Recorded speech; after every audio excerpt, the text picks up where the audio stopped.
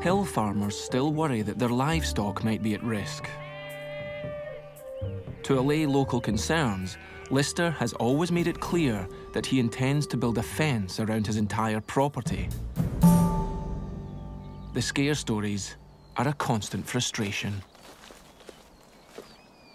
It is a misrepresentation to imagine that creating a large fenced park-like wilderness area is the same thing as liberating unfenced these animals into the freedom of the countryside. And I think I've seen myself some press coverage which has suggested a confusion between those two, which is just a pretty silly confusion, isn't it? I mean, most people can understand fence. There's already a 500-acre enclosure for the boar, and there are plenty of safety measures to protect people from what's inside. We've got a dangerous wild animal licence now, so it's our job to protect the public from these animals and to protect the animals from the public as well.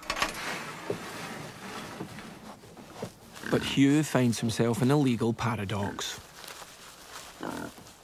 The laws protecting the public are at odds with the laws guaranteeing public access in Scotland. Something's really strange has happened from the same office that issued the Dangerous Wild Animals licence.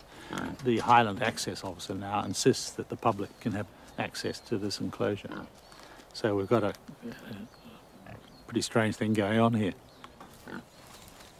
Worryingly, the legal farce surrounding the pig pen has huge implications for the whole project.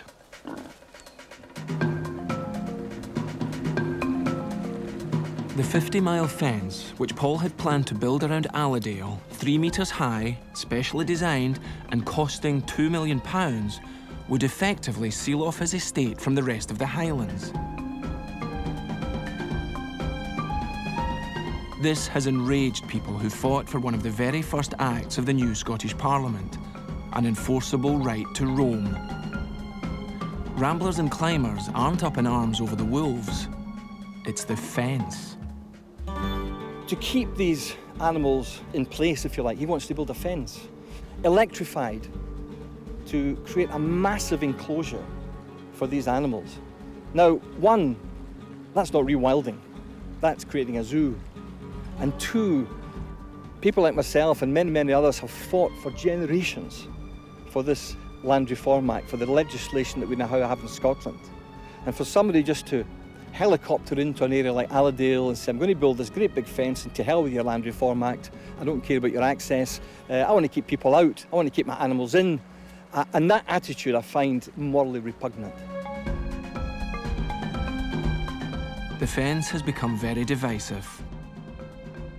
What Paul thought would be the solution to people's fear of wild animals is becoming his biggest problem. There are some people who don't want to see any fences. And there are other people who don't want a fence because they don't want to be stopped walking on that side. I worry that because of the access legislation, it may be impossible to do this experiment. And I would be very sad about that. I think that we need places for nature. I don't see why humans have to go everywhere.